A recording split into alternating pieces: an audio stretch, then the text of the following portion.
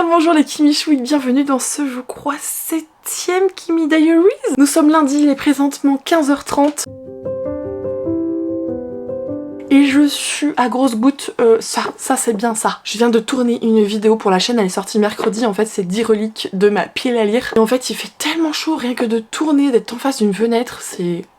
Franchement c'est un supplice. Alors la semaine commence pas très bien honnêtement pour tout vous dire. Faut que je fasse ça vite avant qu'on parte, d'ailleurs j'ai oublié. Parce que j'ai rendez-vous pour ma fille au docteur, c'était prévu par rapport à la crèche. Mais en fait depuis dimanche fin de journée, elle mange très peu. Elle est très fatiguée, très câline, bref je la connais, je sais qu'il y a quelque chose qui ne va pas. Déjà pour que ma fille mange pas, il y a quelque chose qui va pas, voilà, très clairement. Et je ne sais pas trop ce qui se passe donc je vais en profiter pour en parler au docteur. Hier elle nous a fait une sieste de 3 heures. Alors oui, la nuit de samedi à dimanche, elle s'est réveillée une dizaine de fois pour vomir donc elle était fatiguée. Mais faire plus de 3h30 de sieste, ça ressemble très peu à Gabriella. Très peu manger aussi, mais alors là, rien à voir avec ma fille du coup. Donc je vous avoue que je suis pas très rassurée et que j'ai hâte d'aller voir le docteur. Pour autant, je crois qu'on a rendez-vous dans 1h15, donc bon, il y a 45-50 minutes de route. Elle dort toujours. Elle dort toujours et je vais essayer de tenir au maximum avant de partir, de la laisser dormir vraiment le plus de temps possible quoi. Mais bon, c'est pénible. Vraiment en tant que parent, si jamais vous l'êtes, c'est extrêmement pénible. Cette semaine, nous avons une thématique de vlog encore une fois. Alors je sais pas si je lirai les 3. Non, 3 comme ça.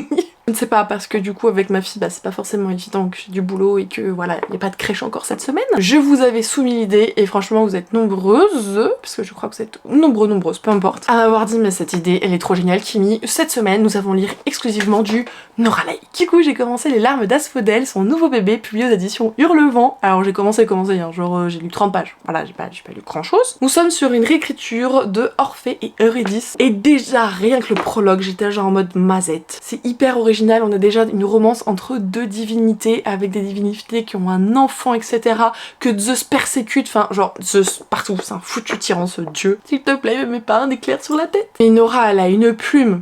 Oh purée, c'est pour elle. Franchement la mythologie grecque c'est parfait pour elle. D'une beauté, c'est d'un lyrisme, c'est tout en délicatesse. C'est genre tout dufteux, tout... Oh c'est un bonbon, c'est... Waouh, c'est fait pour elle, il n'y a pas d'autre mot. Du coup j'ai hâte de poursuivre et j'espère réussir à en faire pas mal ce soir parce que j'ai pas pu beaucoup bosser. J'ai simplement pu tourner la vidéo du coup comme je viens de vous dire, donc c'est un peu juste pour une journée de travail. Enfin normalement une journée dite de travail. Donc bon, on verra ce que ça donne. J'aimerais bien aussi vous présenter les titres que j'ai unboxés pour le book mail hier. Mais clairement là ça va pas être la priorité, je vais imprimer le papier pour ma fille et du coup direction le médecin. Malheureusement la semaine ne commence pas sous les meilleurs auspices. J'espère vraiment que ça ira un petit peu mieux pour vous dire. Et alors c'est pas encore fait, mais ça risque d'arriver très prochainement. Il est possible que la femme devant vous reprenne un passeport annuel pour Disney, voilà, qu'elle s'est auto-convaincue, et que sa fille, depuis qu'elle a été à Disney, tous les jours, maman bateau, tous les jours, chanson It's a Small World, et elle veut tous les jours aller au bateau en me montrant la porte. Donc je pense qu'on va retourner au bateau, parce que c'est les désirata de mon enfant, voyez-vous. L'excuse à 2 balles pour retourner à Disney, je vous jure. Allez c'est parti, je vais imprimer ce petit papier et obligé de réveiller mon petit chat, ça j'aime pas.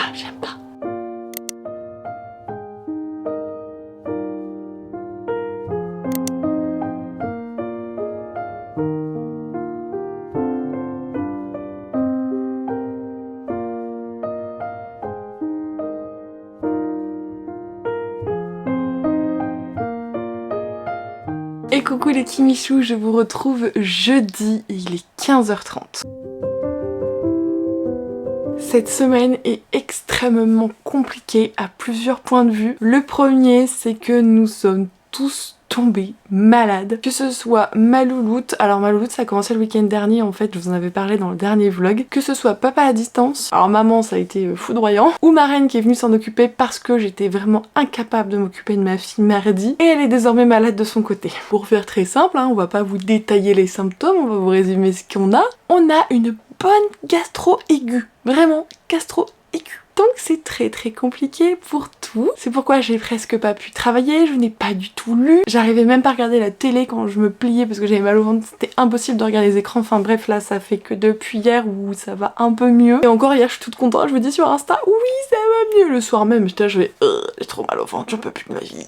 Alors aujourd'hui ça va quand même beaucoup mieux, mais j'ai quand même des moments dans la journée où j'ai très mal au ventre. Autant vous dire que je sais que c'est pas terminé, sauf que le truc c'est que bah ça me bloque énormément pour mon travail, on part bientôt en vacances et clairement c'est pas le moment de prendre du retard, je devrais rentabiliser chaque moment au contraire. Et en plus de ça, l'énorme pépin qui m'est tombé dessus, alors je m'en suis rendu compte hier, donc autant vous dire que je suis absolument pas sereine pour le rendez-vous de samedi, et que mon iMac refuse de s'allumer, de démarrer, et je ne sais pas le pourquoi du comment. J'ai appelé quelqu'un, un gentil monsieur de chez Apple qui m'a dit de faire des choses que j'avais déjà essayé, sauf que ça ne s'allume pas. Et pourquoi, de grâce, pourquoi tu t'allumes pas gros? Tu t'es toujours allumé, d'un coup tu te dis no, j'ai fini mon temps, no. Le truc il a 3 ans et demi quoi. Donc il faut l'emmener chez Apple pour un diagnostic. Le truc c'est que Apple c'est à plus d'1 heure de la maison, donc plus de 2 heures de route juste pour aller déposer un ordi samedi, sachant qu'il faudra forcément que je revienne pour le récupérer, donc ça fait au moins plus de 4 heures voire 5 heures si on arrondit du coup à ce moment là de perdu. J'ai pas que ça à faire, hein, voilà, je suis un peu dégoûtée. C'est la faute à personne évidemment, mais laissez-moi tranquille, juste laissez-moi tranquille. Il y a plein de petits trucs en ce moment, genre, mais c'est pas grave, hein, vraiment, c'est juste que mis bout à bout, c'est ouf. Genre, je vous ai pas dit, mais je suis en plein apprentissage de la propreté pour Gabriella, et elle me dit pas, mais ça lui arrive des fois de faire pipi au canapé, mais elle me dit pas. Du coup, je le vois qu'après, et je suis en mode... Gabriella, on fait le pipi où? C'est pas grave, elle apprend, vraiment il y a aucun problème là-dessus. C'est juste que bah pour le nettoyer c'est un peu galère du coup. Et je passe ma vie à laver les plaids qui sont dessus en conséquence, donc j'ai plein de retard dans la maison, dans le travail parce que j'ai pas pu le faire. Et forcément tout ça m'en rajoute davantage, voilà. Donc clairement c'est pas l'update le plus glorieux, hein. J'ai rien de beau à vous dire, rien de neuf à vous dire. On est déjà jeudi, milieu d'après-midi, enfin c'est vraiment pas ouf comme vlog. C'est le premier je pense qui aura vraiment cette tangente pas folle malheureusement. Alors que j'ai eu plein de retours absolument merveilleux sur mon dernier vlog, même sur ceux d'avant, mais je sais pas, sur le dernier vous avez été plus nombreux à avoir, je sais pas, une manière de s'exprimer tellement positive, ça m'a fait un bien fou. Je vous remercie chaleureusement pour tous vos commentaires de manière générale, que ce soit juste les petites noix de coco ou ceux qui développent un petit peu plus, je vous suis extrêmement reconnaissante, sachez-le. Donc vraiment c'est hyper cool, je suis juste un peu pas ouf, patraque, santé et mentale avec tout ce bazar là qui est en train de me...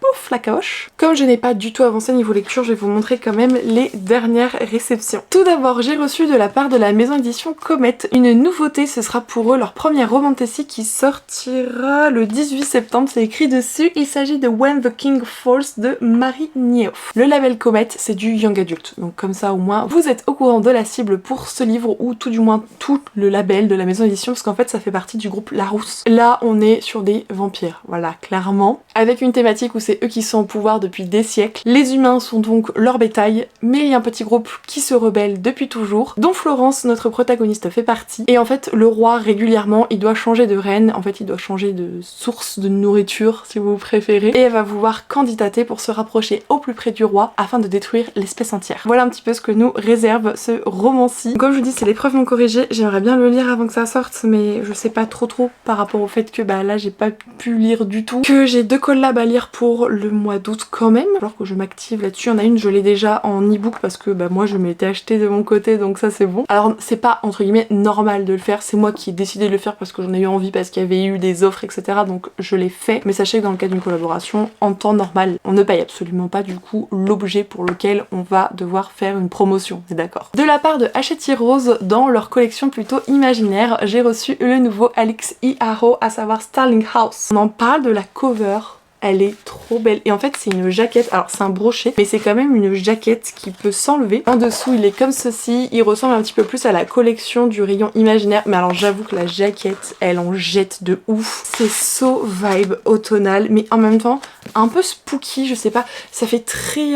pas épouvante, j'abuse, mais ça pose un peu le contexte. Ça pose un peu l'ambiance. Je sais pas si vous êtes d'accord avec moi. Sachez qu'on est ici sur une réécriture bien particulière de La Belle et la Bête. Puisqu'on nous dit sous le couvert d'une réécriture gothique de La Belle et la Bête, elle tresse le récit d'une âpre histoire familiale et sociale qui est aussi un plaidoyer pour la vérité et la magie créative de la littérature. Ok, vous voyez pourquoi j'ai dit oui. Alors petite particularité, la mise en page qui qui ne conviendra peut-être pas à tout le monde. Vous avez des marges de fou et du coup le texte est assez réduit, il y a peu d'espace entre les lignes mine de rien, donc je préfère vous le préciser. Elle a écrit d'ailleurs pas mal d'autres choses, l'autrice, au sein de la maison d'édition. Vous avez du coup ici un petit aperçu et c'est là que je me rends compte que j'ai quand même 2 titres de l'autrice et que je les ai pas encore lus quoi. Parce que Le Temps des sorcières je l'ai reçu et Éclat dormant c'est mon chéri je crois qui me l'avait acheté, mais j'avoue qu'entre ceux que je possède et celui-là c'est lui qui me fait le plus envie pour la vibe automnale. De la part de Big Bang j'ai reçu une nouveauté du mois d'août, je vous l'ai présentée en sortie littéraire, elle avait l'air absolument géniale. Il s'agit de Bring Me Your Midnight de Rachel Griffin dans la collection Big Bang. On est ici sur une sorcière qui a un mariage arrangé avec un humain du continent. Ce coven de sorcières fonctionne d'une manière bien particulière. Elle va rencontrer un sorcier d'un autre coven qui utilise une magie interdite et il va lui apprendre celle-ci. Et forcément elle va se retrouver un peu le cul entre deux chaises, entre le mariage arrangé, son coven, cette magie interdite qu'on lui apprend et qui lui donne énormément de pouvoir. Je sais pas ce que vous en pensez mais je trouve que la couverture elle fait vraiment inspi été. Genre l'eau, le bleu, tout, ça me fait grave penser à l'été. De toute façon les sorcières elles vivent sur une île donc on peut se dire que donc pour le énième roman auquel je ne l'ai pas dit, il serait-il pas parfait pour les vacances au Portugal? Et enfin il y a une toute nouvelle maison d'édition qui ouvre ses portes, qui a donc été créée pour le mois d'août avec leur première parution, c'est celle-ci. Regardez-moi l'objet livre pour un premier titre, je suis juste époustouflée de la beauté de la chose. C'est Un serment d'ombre et de glace de Jennifer Bacré aux éditions Nessian. Clairement ce titre il va parler aux amoureux de tout ce qui est manipulation, complots et intrigues politiques de cour, parce qu'on a affaire à une princesse dont les parents vont être assassinés, qui va devenir reine et qui va ainsi devoir tout apprendre, même 4 ans après elle apprend toujours et c'est toujours très difficile pour elle de vivre avec le deuil de sa famille. Il va y avoir un de ses gardes du corps qui va être élu comme étant son plus proche conseiller et entre eux la relation n'est pas des plus aisées, il y a beaucoup d'étincelles, lui il la cherche énormément, il la taquine etc. Elle déteste ce genre de choses. Je pense que nous ne serons point étonnés qu'il s'agit d'une romantécie, mais je l'ai reçu dans un magnifique coffret que je vous ai ouvert, que vous aurez du coup sur la chaîne début septembre et franchement c'est magnifique. Il y avait énormément de goodies, des choses très intéressantes, des choses originales, des choses qui prennent un sens lorsque on lit le livre. Et ça fait partie également des livres que j'adorerais pouvoir lire, Comment je fais ? Je ne vis plus, je ne dors plus, je ne fais que lire. Voilà. Bon, j'espère du coup que ça atténuera un petit peu votre peine d'avoir laissé en plan ce vlog durant plusieurs jours. Du coup, je vais voir si je fais quelques mails ou si je lis un petit peu pendant le restant de la sieste de ma fille. J'ai encore beaucoup d'autres choses à faire, mais par exemple, je voudrais couper du tissu. Le problème, c'est que rester debout, le ventre ça travaille beaucoup, mieux vaut être assis, allongé sur le côté, etc. Alors si j'ai pas le choix, je reste debout évidemment, mais c'est... aïe, voilà, c'est aïe.